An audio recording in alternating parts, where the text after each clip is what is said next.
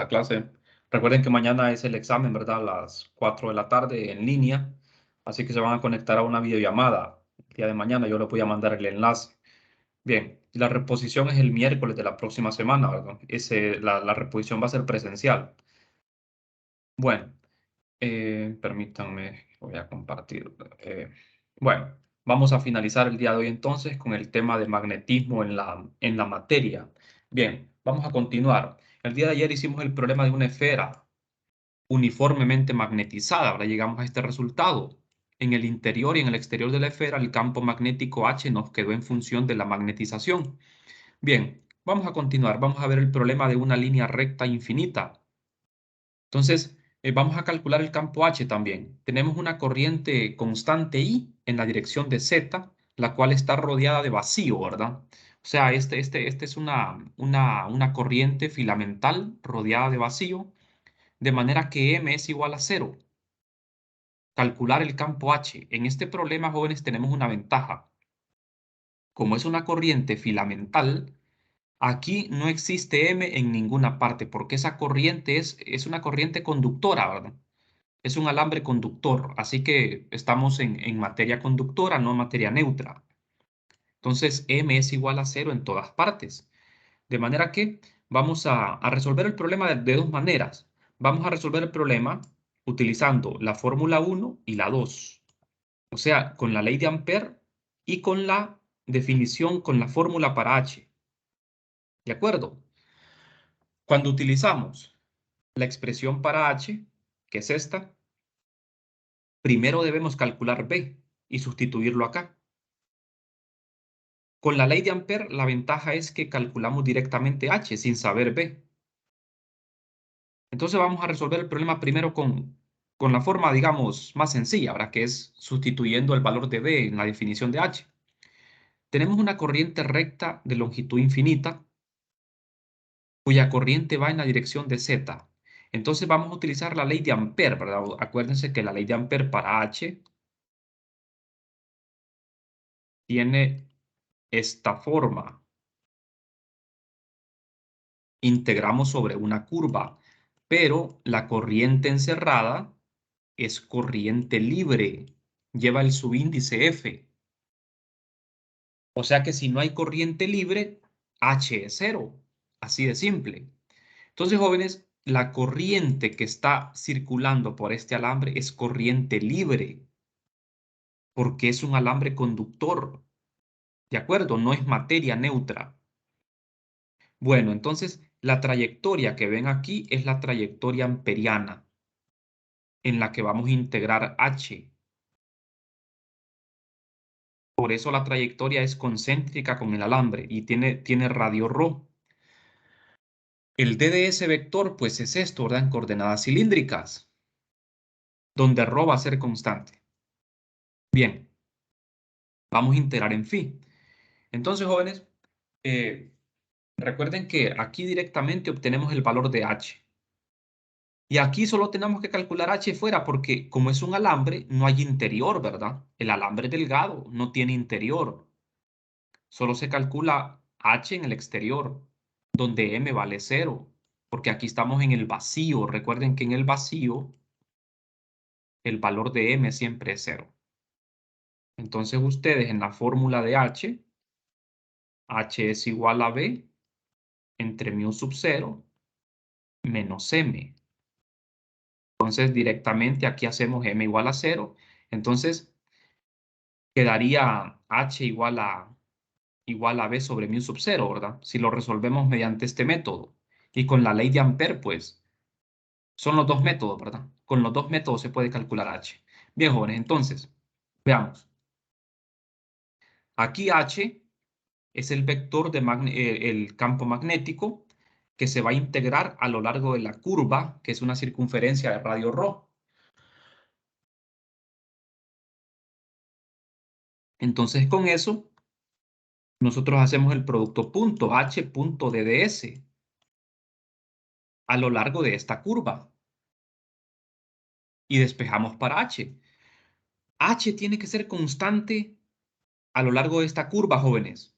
Por eso es que este círculo se elige concéntrico con la corriente para que H sea constante. Recuerden que H va a ir variando con la distancia, pero en esta trayectoria H va a ser constante. ¿Estamos de acuerdo? Bien, entonces, aquí tenemos la ley de Ampère, miren. Esta es la ley de Ampère. Recuerden que la ley de Ampère para el campo magnético era B punto DDS, pero se integraba, bueno, siempre a lo largo de una curva, pero la corriente era corriente encerrada y multiplicada por mu sub 0, ¿verdad? Es diferente la fórmula. Son un poco diferentes. Entonces, jóvenes, aquí ya tenemos definido H y DDS. Sustituimos en la integral H y DDS. Producto punto phi es 1. Rho y H lo sacamos del integral porque esto permanece constante, ¿verdad? Solo se integra en phi. La integral en phi es 2pi.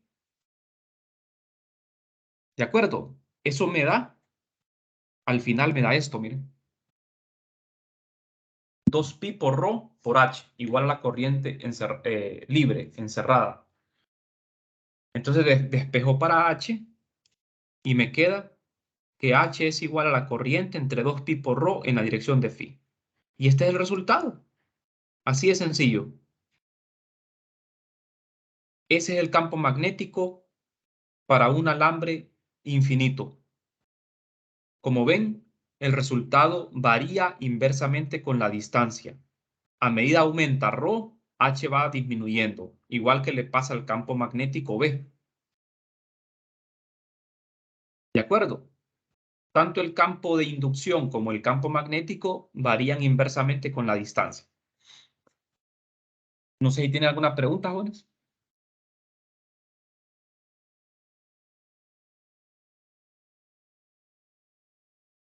Por los momentos no. Bien. Entonces, con el otro método, con este método, pues, la verdad que es casi lo mismo, ¿verdad? Es casi lo mismo porque vamos a tener que hacer bastante trabajo en ambos, ¿verdad? O sea, aquí, para reemplazar B, se tiene que calcular el campo magnético primero, el campo de inducción B. ¿Cómo se calcula este campo? Con la ley de Ampère. Si en el examen les ponen un problema así, pues ustedes tienen que calcular B con la ley de Ampère. Entonces les sale mucho más fácil, ¿verdad? Hacerlo directamente, o sea, utilizar la ley de Ampère para H. Entonces aquí, jóvenes, M es 0 porque estamos en el vacío. Se sustituye B. Aquí, como ven, mu sub 0, jóvenes, se cancela. ¿Y qué me queda? El mismo resultado. Todos saben cómo obtener este campo, ¿verdad? Hay dos maneras de calcular este campo, con la ley de Biot-Savart o con la ley de Ampère. Con la ley de Ampère, pues es mucho más sencillo. Bien, no sé si todo quedó claro, jóvenes.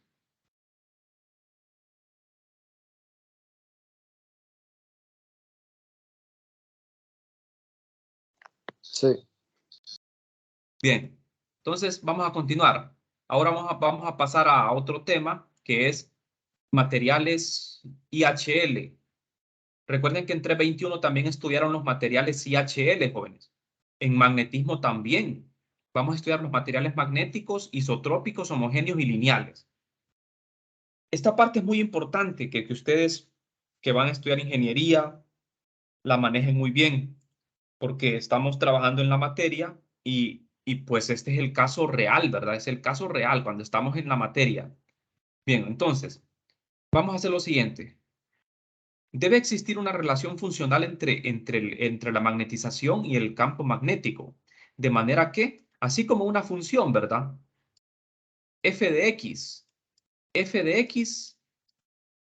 es función de y. Entonces, jóvenes, nosotros queremos una relación entre m y b, de tal manera que la magnetización sea función de b. Por razones históricas, vamos a emplear h en lugar de b, porque h es el auténtico campo magnético, ¿verdad? Vamos a clasificar a la mayoría de los materiales según esa relación, o sea, según cómo se comporte esta función. Entonces, jóvenes, vamos a tener aquí dos casos especiales. Si cuando no tenemos campo magnético, existe magnetización, o sea, cuando en ausencia de un campo magnético existe magnetización, entonces decimos de que el material está magnetizado aún en ausencia de un campo magnético, o sea, tenemos una magnetización permanente. Y a esto es lo que popularmente le llamamos imán. Un imán es un objeto que tiene una magnetización permanente, que ya está magnetizado sin necesidad de utilizar un campo magnético para magnetizarlo. ¿De acuerdo? Los imanes naturales, pues son objetos que existen en la naturaleza y que ya están magnetizados. ¿De acuerdo? La mayoría de los materiales no son materiales magnéticos, ¿verdad? Son materiales que se magnetizan cuando se les hace pasar un campo magnético externo. Este es el primer caso. El segundo caso, pues, es el caso más común de todos. Cuando no existe campo magnético, los materiales, quiero decir, cuando no existe un H, ¿verdad? Un campo magnético, los materiales no tienen magnetización. Este es el caso más común de todos. Por ejemplo, todo lo que nos rodea, toda la materia neutra, es materia que no está magnetizada. En cambio, para magnetizarlos, para magnetizarlos tenemos que utilizar un campo magnético que trate de alinear los dipolos, ¿verdad? De tal manera que el material quede magnetizado. No sé si esta relación se entiende, jóvenes. Por ejemplo, M de 0 significa que el campo magnético es 0. En este caso, no existe magnetización. Es como poner f de x, ¿verdad? F de x igual a 0. Significa que la función evaluada en 0 es 0, ¿verdad? Aquí estamos evaluando la función en h igual a 0 y es 0. Si nosotros evaluamos la función en h igual a 0, así como el primer caso, y el resultado es diferente de 0, significa que el material es un imán permanente. Los imanes permanentes son imanes naturales, ¿verdad? Que existen ya en la naturaleza, ya están dados, ¿verdad? Bien, jóvenes. Entonces, nosotros estamos interesados en materiales para los cuales la magnetización y el campo magnético cumplen una relación muy simple. O sea, aquí es donde entra en juego la parte de los materiales isotrópicos, homogéneos y lineales. Entonces, nosotros vamos a imponer unas condiciones. Vamos a decir que la magnetización resulta ser proporcional y paralela al campo magnético. O sea, se cumple esta relación, miren. Esta es una ecuación lineal, así como tener y igual a mx más b. Es una función lineal. Entonces, esta ecuación es lineal. M varía linealmente con h. Y aquí, esta letra chi se llama susceptibilidad magnética. Y es lo que caracteriza al material. No tiene dimensiones, no tiene unidades. Es solo un número puro. Entonces, el valor de esa susceptibilidad es lo que me indica qué tipo de material es el que tengo. ¿Qué tipo cómo se va a magnetizar en presencia de un campo magnético? Eso es lo que me indica esa cantidad. Entonces, jóvenes, la susceptibilidad es mayor o menor, en mayor o menor medida, un valor del grado de la susceptibilidad del material a un campo magnético. O sea, su significado físico es indicarnos qué tan susceptible es ese material a la presencia de un campo magnético. Hay materiales que no son muy afectados por campos magnéticos, o sea, que no responden. Cuando un campo magnético los atraviesa, hay materiales que responden inmediatamente y hay otros que no. Hay otros que no son tan afectados. Entonces, el valor de la susceptibilidad es lo que me indica qué tan susceptible es ese material a ser afectado por un campo magnético. Entonces, para los materiales IHL, vamos a ver, si la susceptibilidad es positiva, el material se llama paramagnético. Y si la susceptibilidad es negativa, se llama diamagnético, jóvenes. Así se clasifican los materiales IHL, paramagnéticos y diamagnéticos. ¿De acuerdo? Entonces, recuerden, ¿qué es IHL? Esto lo estudiaron entre 21. La I es de isotropía, significa que no importa la dirección. O sea, esta ecuación que ven aquí, si H apunta en X, M tiene que apuntar en X. Si H apunta en Y, M tiene que apuntar en Y. O sea, si H apuntara en la dirección de Z y M apuntara en la dirección de X, entonces no habría isotropía. Isotropía significa que en la dirección que vaya H, en esa dirección va a ir M. ¿De acuerdo? Linealidad es por el tipo de ecuación. Por ejemplo, si yo tuviera aquí h al cuadrado, ya no sería lineal, ¿verdad? Sería una ecuación cuadrática. Entonces, jóvenes, y homogéneo, la h, homogéneo se refiere a que no importa la posición, el valor de, bueno, ya le voy a explicar esto, porque eso tiene que ver con el valor de la permitividad, de la permeabilidad absoluta. Entonces, jóvenes, veamos aquí lo siguiente. Esta es la relación entre h y b. Entonces, como el material es IHL, se cumple esta ecuación, yo voy a sustituir esta M aquí en la ecuación para H. Para que me quede, vamos a ver. M es igual a esto. Entonces, veamos lo siguiente. Al reemplazar en la ecuación M igual a, o sea, tenemos esto para que nos entendamos mejor, jóvenes. M es igual a la susceptibilidad por el campo magnético. Si ustedes reemplazan aquí, quedaría B entre mu menos M, que es la susceptibilidad por el campo magnético. Entonces ustedes agrupan en un solo lado H y despejan para, o despejamos para B. Despejamos para B, ¿verdad? Al despejar para B nos queda esto, miren.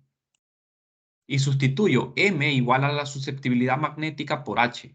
Factorizo H.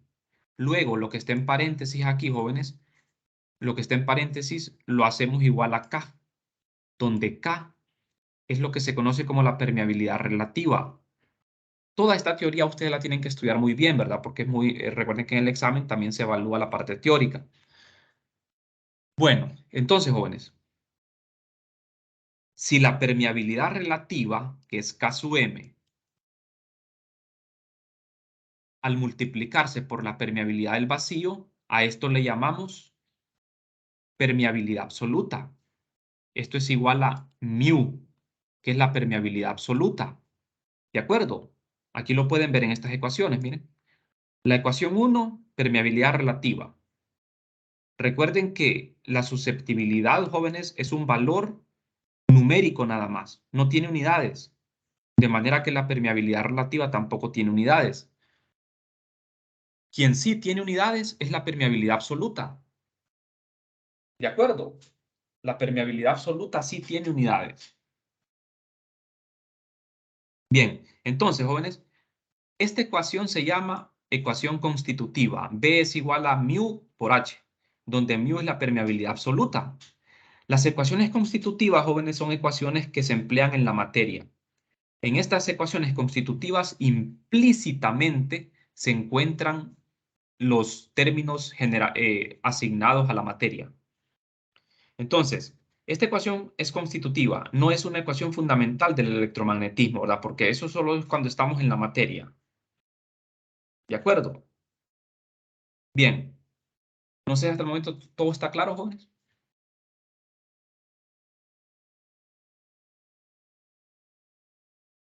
Bien, vamos a seguir. Ya vamos a finalizar con esta teoría, ¿verdad? Bien, de esta parte de materiales IHL, jóvenes, más que todo nos interesa la parte teórica. Bien, entonces, M está en función del campo H, ¿verdad? Y tenemos nuestra ecuación constitutiva. Entonces, jóvenes, nosotros podemos hacer un poquito de álgebra aquí para escribir M de otra manera. La susceptibilidad magnética, jóvenes, vamos a ver aquí H. Yo puedo despejar para H la ecuación constitutiva. H es igual a B entre la permeabilidad absoluta. Sustituyo H aquí y me quedaría la magnetización en términos del campo magnético B. En el denominador tenemos la permeabilidad absoluta, que es la permeabilidad relativa por mu sub 0. Y la permeabilidad relativa es 1 más la susceptibilidad. Entonces, esta es una cuestión únicamente, jóvenes, hacer álgebra para expresar las cosas de otra manera. Ahora bien, vamos a ver lo siguiente. La magnetización también es una función lineal de B. Vamos a ver qué significa esto. Si nosotros empleamos la ley de Gauss para el campo magnético, o sea, la divergencia de B es 0, y sustituyo esto, miren, aquí en la ley de Gauss, el campo magnético es igual a mu sub 0 por H, entonces resulta que la divergencia de H también es 0. ¿Qué significa eso, jóvenes? ¿Qué significa que la divergencia de H es 0? ¿Qué significa físicamente esto? Que no tiene fuentes escalares. Exactamente, que no tiene fuentes escalares, ¿verdad? Que no existen cargas magnéticas, no existen fuentes escalares. Y la divergencia de M también es 0. ¿De acuerdo? Porque si ustedes se fijan aquí en esta ecuación, jóvenes, M es igual a la susceptibilidad por H. Si usted reemplaza aquí H por M, le queda que la divergencia de M también es 0. O sea que tanto el campo B como el campo H y como el campo M, los tres campos son solenoidales, así se le llama, son campos solenoidales.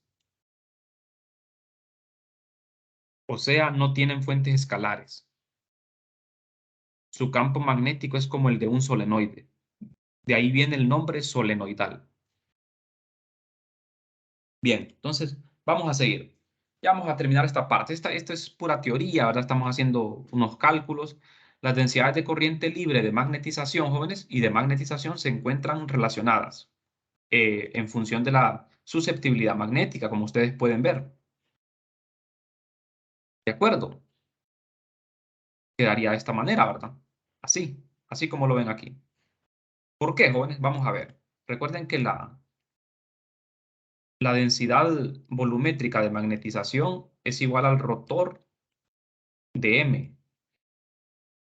Es igual al rotacional de M, ¿verdad? ¿De acuerdo? Pero también lo podemos expresar en función de la susceptibilidad magnética. M, ¿quién es M? M es igual a la susceptibilidad por H. ¿De acuerdo? Es igual a la susceptibilidad por H. Entonces, como ven ustedes acá, vamos a ver. Tenemos planteado esto así de esta forma, ¿verdad? M es igual a la susceptibilidad por H. Entonces, haciendo un poco de álgebra ahí, ustedes pueden llegar a este resultado. Y de igual manera, si la susceptibilidad la sustituyen en función de lo que es, la permeabilidad relativa, pues llegarían a un resultado como esto. Bueno, eso lo pueden chequear en el libro, ¿verdad? Vamos a revisar unos ejemplos, ya para finalizar. Me interesan los problemas, ¿verdad? Vamos a revisar el problema del solenoide ideal infinito. Nuevamente, porque este es un problema muy clásico.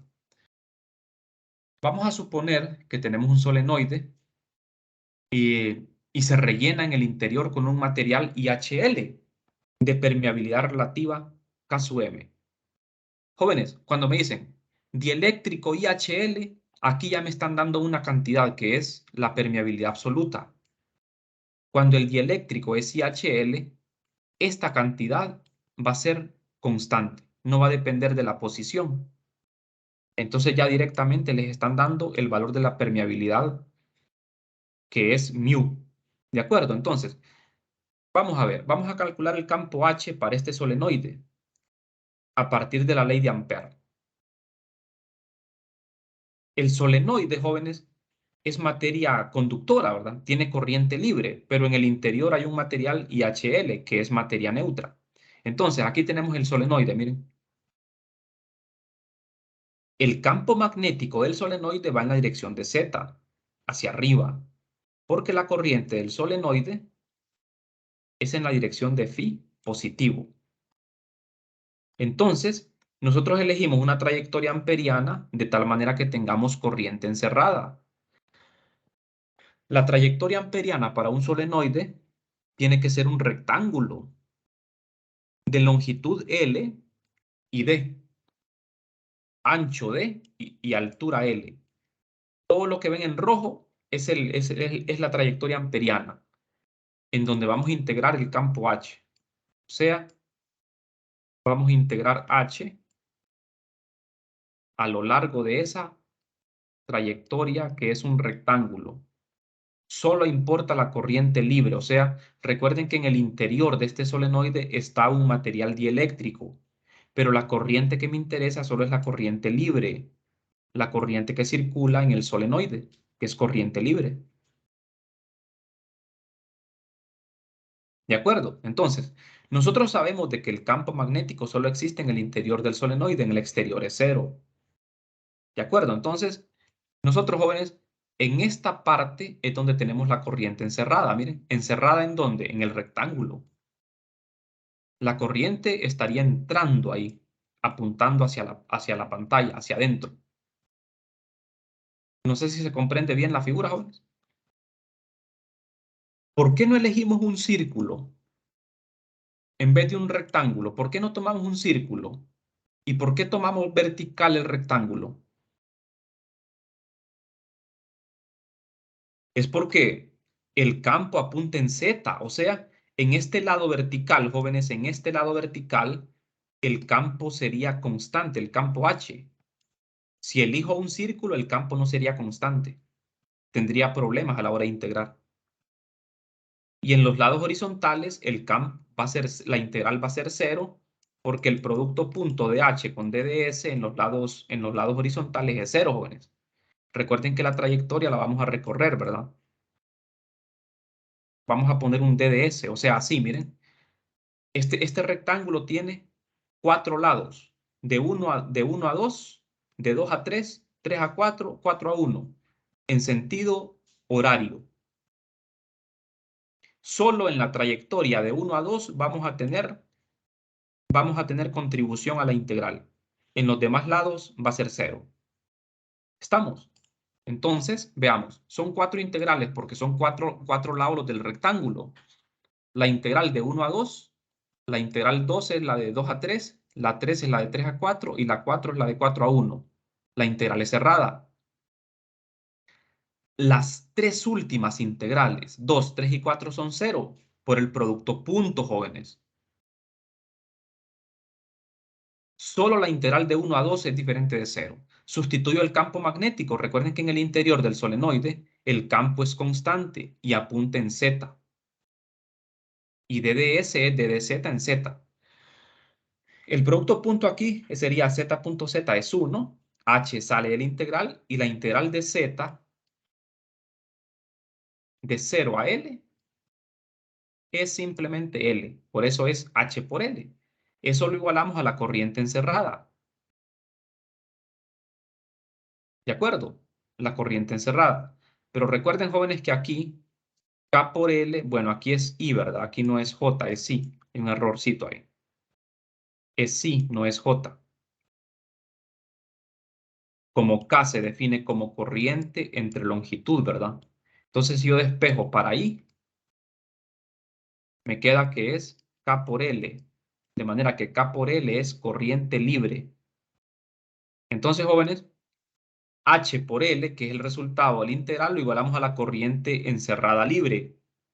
La ley de Ampère. Pero en vez de escribir la corriente libre, escribo K por L, es lo mismo. ¿De acuerdo? Y L se cancela y me queda que H es igual a K, donde K es la corriente superficial. Y K es igual a N por I. Esto ya lo he explicado un montón de veces, ¿verdad? Para un solenoide. K es igual a N por I. ¿Quién es N? Es el número de vueltas del solenoide por unidad de longitud. Entonces, Jóvenes, H es igual a N por I en la dirección Z, que es lo mismo que poner K por K en la dirección Z. No sé si esto queda claro.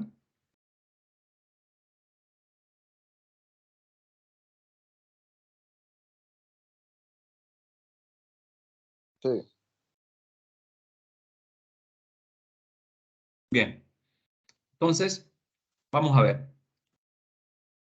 H no es afectado por la presencia de materia, ¿verdad? Ahora, con H podemos obtener el campo magnético B.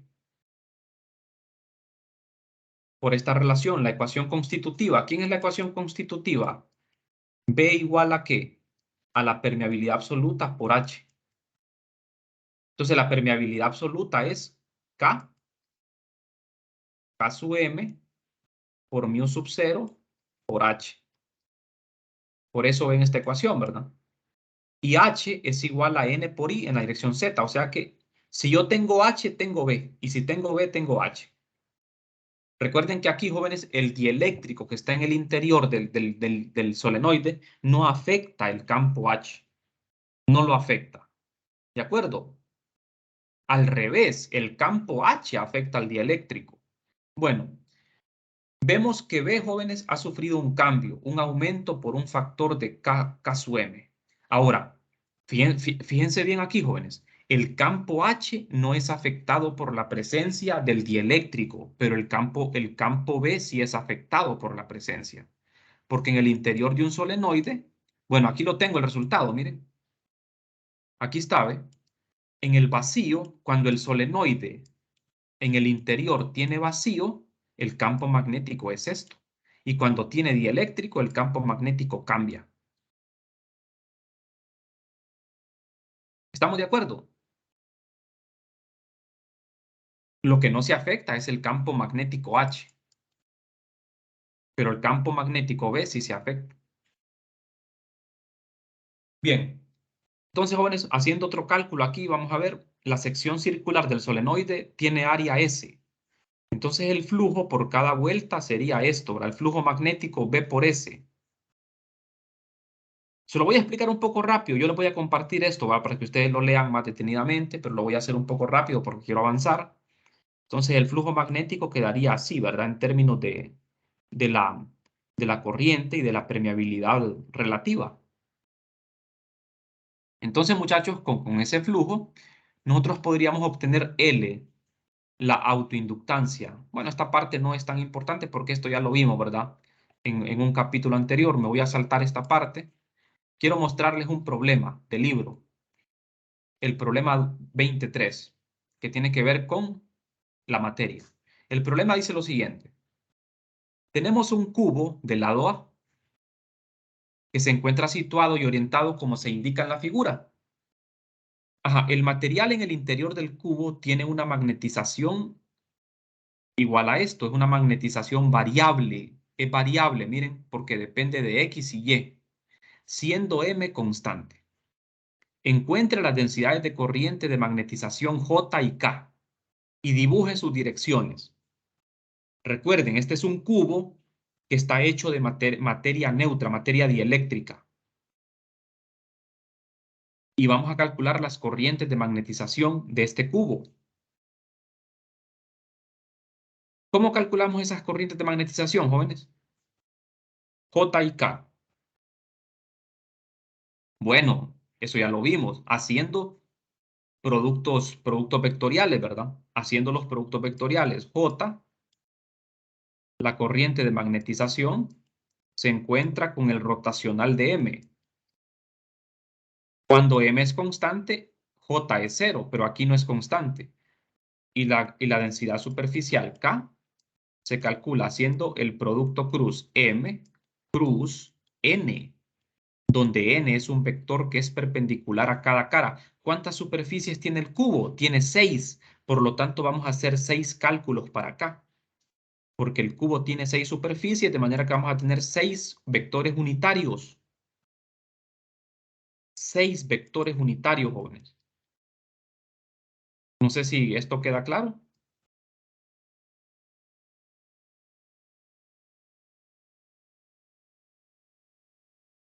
Pero recuerden que tenemos que evaluar M la magnetización se tiene que evaluar en cada superficie. Por ejemplo, cada superficie es un plano. La superficie de abajo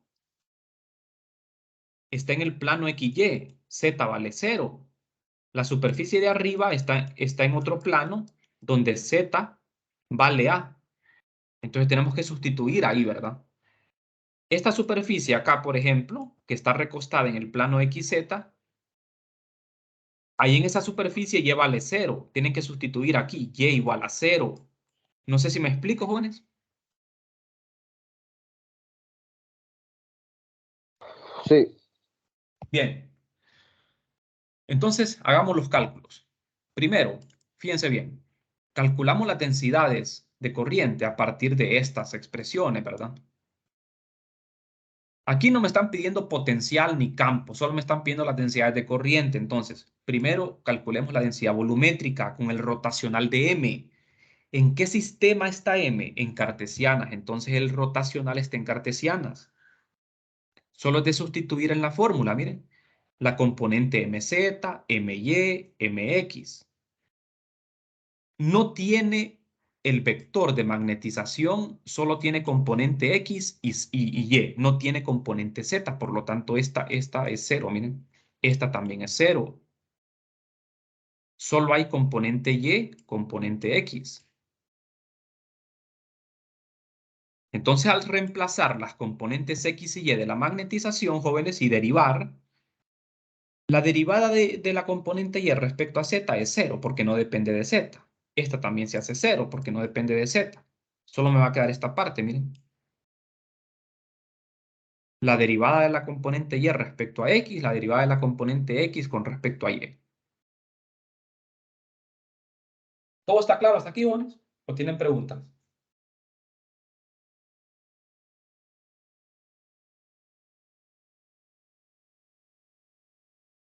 Todo claro por ahora, Ale.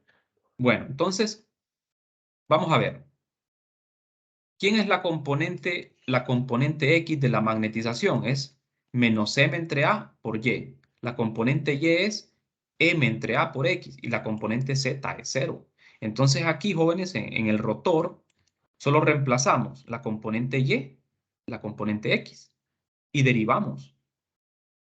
La derivada respecto a X de esto, jóvenes, es M entre A y la derivada respecto a Y de esto es Y, es M entre A. Menos por menos da más, entonces me queda M sobre A más M sobre A. Eso es 2 veces M entre A. De manera que esto es la densidad volumétrica de magnetización. Apunta en Z y es constante.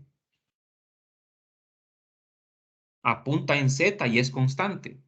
O sea, jóvenes, que en el cubo vamos a tener una densidad de corriente que apunta en la dirección Z. En el interior del cubo. ¿Estamos? Bien, entonces sigamos. Lo siguiente sería encontrar las densidades superficiales con esta fórmula, ¿verdad? Haciendo el producto cruz M cruz N, donde N, unitario, es un vector que es perpendicular a cada cara del cubo. El cubo tiene 6 caras, entonces vamos a tener 6 vectores unitarios. Tenemos que hacer una división aquí, miren. Las caras del cubo.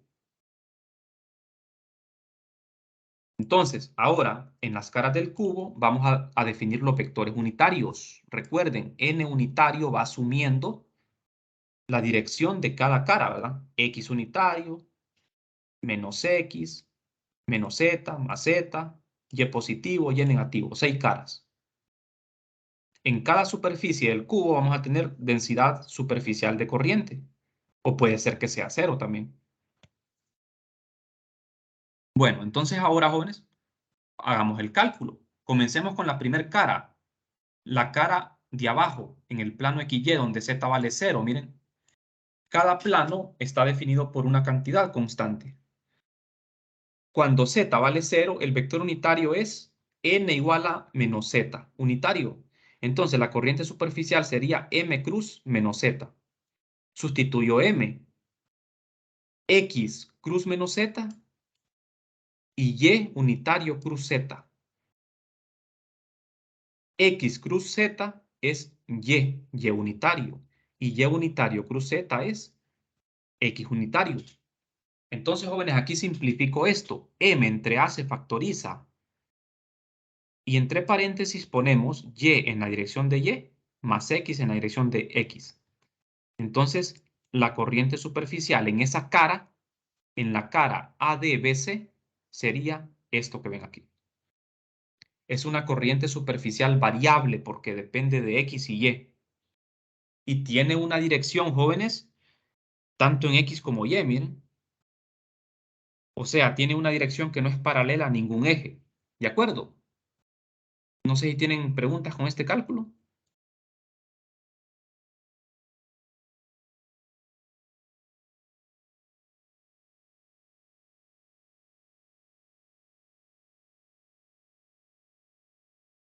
Bien, la siguiente cara, la cara superior, Z igual a A. Aquí N unitario vale Z positivo. Hacemos el producto cruz, M cruz Z positivo. Al hacer ese producto cruz, jóvenes, esto es pura carpintería, ¿verdad? Al hacer el producto cruz, X cruz Z, Y unitario. Y cruz Z, X unitario. Otra vez, factorizo M sobre A. Lo factorizo, miren. Me queda entre paréntesis X en X más Y en Y. Esta es la corriente superficial en esta cara del cubo. Son 6 caras, ¿verdad? 6 cálculos. Ahora vamos con otra cara. La cara BCHG, donde X es igual a A. Entonces recuerden, aquí tenemos que sustituir X igual a A. Bien. Entonces, jóvenes, hacemos el producto cruz. X cruz X es 0. Y cruz X es menos Z. Entonces, en esta superficie donde X es igual a A, la corriente superficial es menos Z en la dirección, menos M en la dirección de Z. Esta corriente superficial es constante y apunta en la dirección de menos Z. Vamos bien hasta aquí, ¿verdad? Me faltan 3 caras todavía, porque son 6. Vamos con la cuarta. Esta es la cara ADEF, donde X vale 0. O sea, estamos en el plano YZ. El vector unitario es menos X. Al hacer el producto cruz, jóvenes, esto da 0. ¿Por qué? Porque X vale 0 y al hacer X igual a 0, jóvenes, y el producto cruz X, eso da 0. Entonces, todo se hace 0. Todo se hace 0. ¿Estamos? Todo es 0. En esta cara no hay corriente superficial.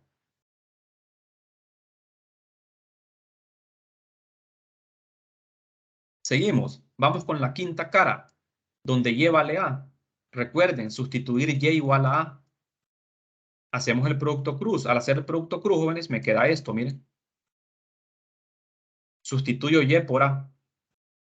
Ahí se cancelaría entonces, ¿verdad? Y es igual a A, se cancela A. Y me queda que la corriente superficial es menos M en la dirección de Z. Solo me falta una cara. La cara donde Y vale 0.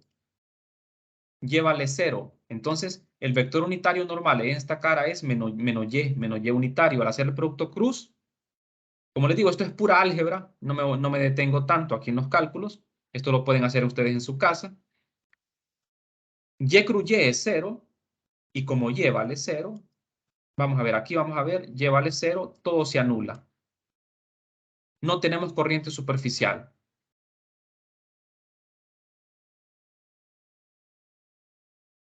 Bien. Recuerden, jóvenes, que cuando uno evalúa la corriente superficial, todo depende de la figura.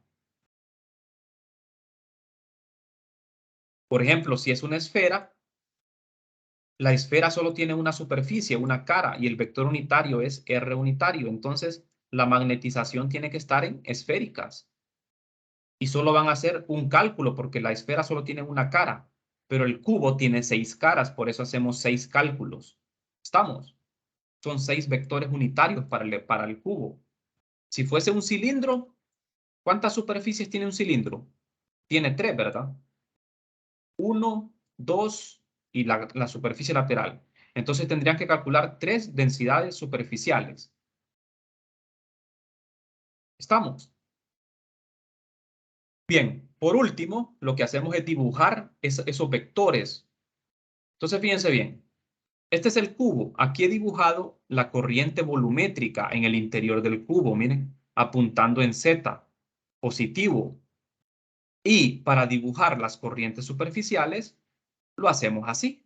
Fíjense bien, solo tenemos corriente superficial en 4 superficies del cubo, en la cara superior, en la inferior, en la cara frontal y en esta. Miren, en las caras de atrás no hay corriente.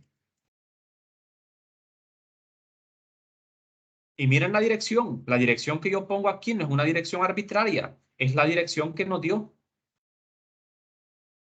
Ustedes pueden revisar el cálculo para que vean. Esta es la cara, por ejemplo, aquí donde están los vectores en verde, esta cara es paralela al plano ZY, o sea, en esta cara, jóvenes, X vale a la magnetización, la corriente, quiero decir, nos quedó menos M en la dirección Z. O sea, fíjense bien, los vectores verdes son paralelos, eso significa que la corriente es constante y apunta en la dirección de menos Z. En esta otra cara, Y vale igual a A. Y la corriente superficial en esta cara es menos M en la dirección Z. ¿Se dan cuenta? Va hacia abajo. Mientras que en la cara superior y en la inferior, ustedes ven que las flechitas llevan dirección tanto en X como en Y. Porque aquí, en estas caras, superior e inferior, la corriente superficial es variable. No es constante, es variable. Revisen el resultado para que se den cuenta. Bueno, entonces, no sé si tienen preguntas, jóvenes.